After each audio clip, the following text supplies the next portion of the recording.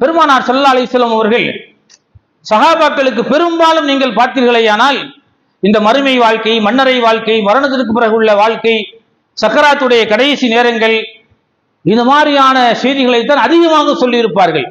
அதிகமாக சொன்னதன் காரணத்தில் தான் சஹாபாக்கள் என்ன செய்தார்கள், அமல்களை அதிகமாக செய்தார்கள். நாளைக்கு மறுமைக்கு நமக்கு என்ன சேஃப்டி, என்ன தேவை, என்ன தயாரிப்பு, அதை எப்படி எடுத்துக்கொள்வது, அதிலே தான் காலங்களை கழித்துக் கொண்டிருந்தார்கள். வியாபாரம் இருந்தது, பொருளீட்டல் இருந்தது, அவருடைய வசதி வாய்ப்புகளுக்கு தக்க அவர்கள் செயல்பட்டு கொண்டிருந்தார்கள். ஆனாலும் ரசூலுல்லாஹ் சொன்ன இந்த முக்கியமான செய்திகள் என்ன ஆரம்ப கட்டத்தில் சொல்லப்பட்ட செய்தி இல்லையா? அவர்கள் இஸ்லாத்திற்கு வருகிற நேரத்தில், இஸ்லாத்திற்கு வந்த புதுசுல அவர்கள் படித்த அந்த பாடங்கள் அவருடைய கடைசி வாழ்க்கை வரையிலும் அவரிடத்தில் இருந்தது. அந்த இறையச்சத்தோடு அவர்கள் எந்த காரியங்களை செய்தாலும் மறுமை இருக்கிறது, அல்லாஹ் பார்த்து கொண்டிருக்கிறான், மன்னரை என்கிற ஒரு வாழ்க்கை இருக்கிறது, மறுமை விசாரணை இருக்கிறது, சொர்க்கம் இருக்கிறது, நரகம் இருக்கிறது என்கிற எண்ணம், என்கிற சிந்தனை, என்கிற கண்ணோட்டம் அவர்களுக்கு கண்களுக்கு முன்னால் வந்த காரணத்தினாலதான் பெரும்பாலும் அவர்கள் தவறுகள் செய்து குறைவாக இருந்தது. அதனால்தான் ரசூல் ஸல்லல்லாஹு அலைஹி வஸல்லம் நமக்கு அதை அதிகமாக வலியுறுத்தி தருகிறார்கள்.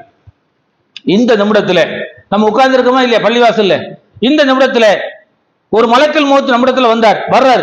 வந்து என்ன செய்யறாரு அப்படின்னா, உங்கள எத்தனை பேர்கள் உங்களுடைய உயிரை கைப்பற்றுவதற்கு நான் தயாராக இருக்கிறேன். சும்மா ஒரு உதாரணத்துக்கு அவர் சொல்றார், உங்களுடைய உயிரை நான் கைப்பற்றுவதற்கு தயாராக இருக்கிறேன், என்ன இறைவன் அனுப்பி இருக்கிறார், யாரெல்லாம் மரணத்துக்கு வர்றதுக்கு ரெடியா இருக்கிறா கை தூக்குங்க அப்படின்னு சொன்னா எவ்வளவு பேர் தைரியமா கை தூக்குவோம்?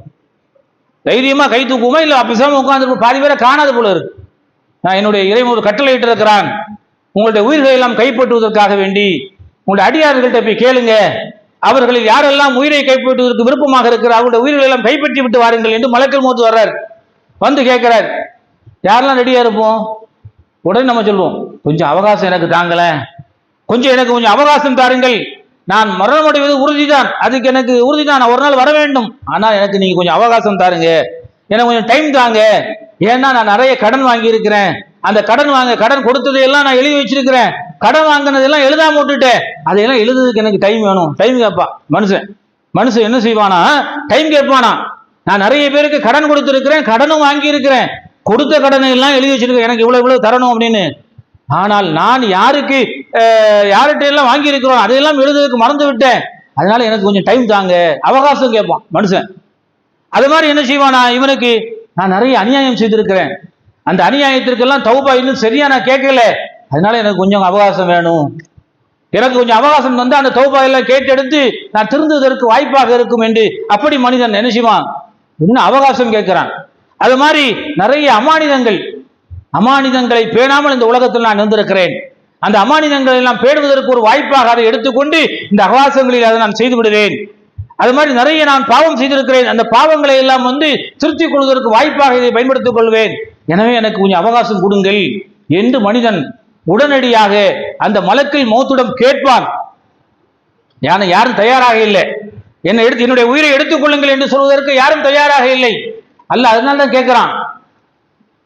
மலக்குல் மௌத் உயிரை வாரவர் கைப்பற்றுவதற்கு வருகிற நேரத்தில் அந்த உயிரை கைப்பற்றுகிற போது, கைப்பற்றியதற்கு பிறகு அவர் கதறுவார், எல்லாம் எனக்கு கொஞ்சம் அவகாசம் கொடு, நான் வீட்டுக்கு போயிட்டு வரேனே, கொஞ்சம் என் குடும்பங்களை எல்லாம் சந்திச்சுட்டு வரேனே, என் மனைவி மக்கள்கிட்ட சொல்லிட்டு வரேனே, எனக்கு கொஞ்சம் அவகாசம் கொடு என்று சொல்லும் போது அல்லாஹ் சொல்வான், இன்னஹா ஹுவ கலிமத்துன் காயிலுஹா, நீ சொல்கிற வெட்டு வார்த்தை வெறும் வார்த்தை, எவ்வளவு காலம் உனக்கு அவகாசம் இருந்திருக்கிறேன், அந்த அவகாசத்தை எல்லாம் நீ பொருட்படுத்தாமல் இந்த உலகத்திலே வாழ்ந்தாய், தாறுமாறாக வாழ்ந்தாய், பயமில்லாமல் வாழ்ந்தாய், என்னை நினைத்து பார்க்காமல் வாழ்ந்தாய் என்று அவனுக்கு அல்லாஹ் பதில் சொல்வான் என்பதை திருமறை குர்ஆனில் அல்லாஹ் ரப்பல் ஆலமீன் நமக்கு சொல்லித் தருகிறான்.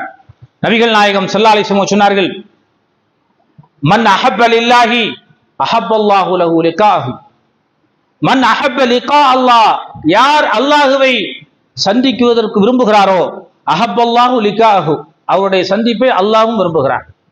யார் அல்லாஹ்வை சந்திக்க விரும்புகிறாரோ அவருடைய சந்திப்பை அல்லாஹ்வும் விரும்புகிறான். ஒமன் கரிஹ லிகா அல்லாஹ், யார் அல்லாஹ்வை சந்திப்பதை வெறுக்கிறார்களோ, கரிஹல்லாஹு லிகாஹு, அவருடைய சந்திப்பதை அல்லாஹ் வெறுக்கிறான் என்று பெருமானார் ஸல்லல்லாஹு அலைஹி வஸல்லம் அவர்கள் சொல்லி இருக்கிறார்கள்.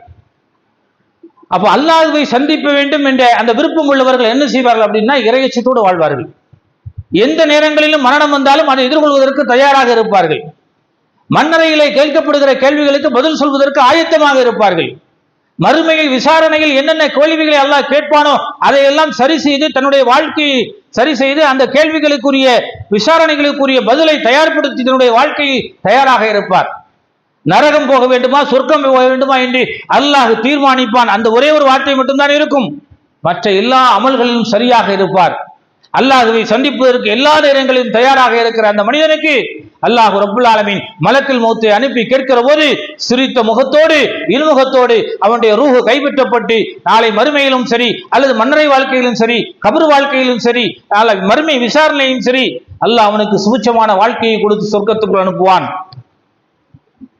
என்னை விட்டு விடுங்கள், எனக்கு சில அவகாசங்கள் கொடுங்கள், நான் நிறைய செய்ய வேண்டியது இருக்கிறது, ஆக எனக்கு தெரியாது என்றெல்லாம் புலம்புகிற மனிதன், அல்லாஹ்வை சந்திப்பதற்கு மறுக்கிற மனிதன், வெறுக்கிற மனிதன், அல்லாஹ் அவர்களை சந்திப்பதற்கு வெறுத்து விடுவான், மறுத்து விடுவான் என்று நபிகள் நாயகம் ஸல்லல்லாஹு அலைஹி வஸல்லம் அவர்கள் நமக்கு சொல்லித் தருகிறார்கள்.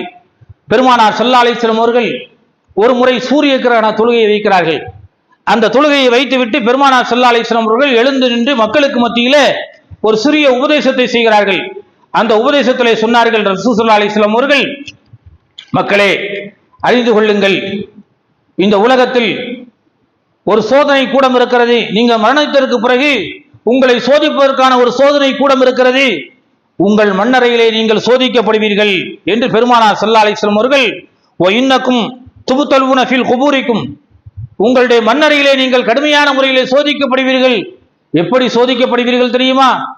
இந்த உலகத்திலே வாழ்கிற போது தஜ்ஜால் வந்தால் நீங்கள் எப்படி சோதிக்கப்படுவீர்களோ, இந்த உலகத்திலே நீங்கள் வாழ்ந்து கொண்டிருக்கிற நேரத்தில் தஜ்ஜால் அனுப்பப்பட்டு அந்த தஜ்ஜாலுடைய சோதனையிலே நீங்கள் எப்படி கஷ்டப்பட்டு தடுமாறி ஈமானிலே ஆட்டம் காண்டு அதை எப்படி ஏற்றுக்கொள்வதா மறுப்பதா உறுதியாக இருப்பதா என்கிற தடுமாற்றத்தோடு தஜ்ஜாலை எதிர்கொள்வீர்களோ, அது போன்ற ஒரு சோதனையை நீங்கள் கபருடைய வாழ்க்கையை நீங்கள் பார்ப்பீர்கள் என்று பெருமானார் ஸல்லல்லாஹு அலைஹி வஸல்லம் அவர்கள் அந்த சஹாபாக்களுக்கு சொல்கிறார்கள்.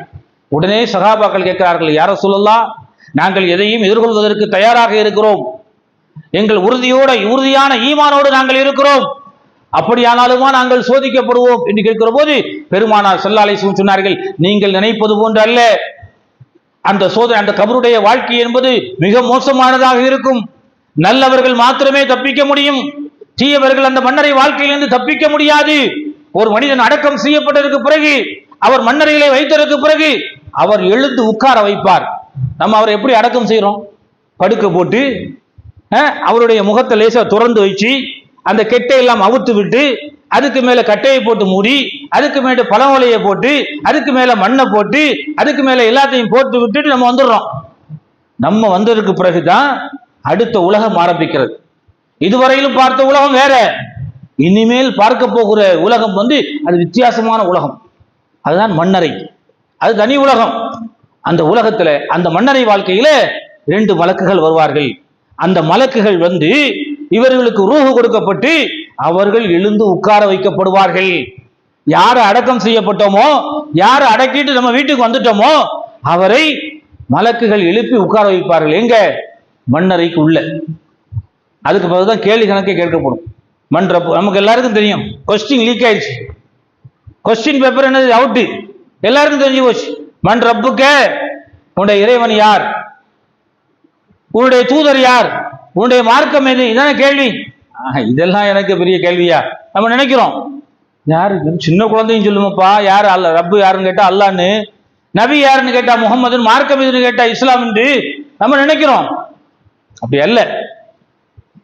இஹ்லாசோடு இறையச்சத்தோடு நல்ல மரணம் அடைந்து நாம் மௌத்தாகி போனால் இந்த உலகத்திலே நல்ல அமல்கள் செய்து இறைவனுக்கு நெருக்கமாக இருந்து இறைவனோடு இருந்து நிறைய நல்ல காரியங்களை செய்து தன்னுடைய மரண தருவாயில் நல்ல மரணமாக அது மௌத்தா போடுவதற்கு பிறகு அந்த கபர் வாழ்க்கையிலே இந்த மலக்குகள் கேட்கிற கேள்விகளுக்கு சரியான முறையில நல்லவர்கள் பதில் சொல்வார்கள் என்று நபிகள் நாயகம் ஸல்லல்லாஹு அலைஹி வஸல்லம் அவர்கள் சொன்னார்கள்.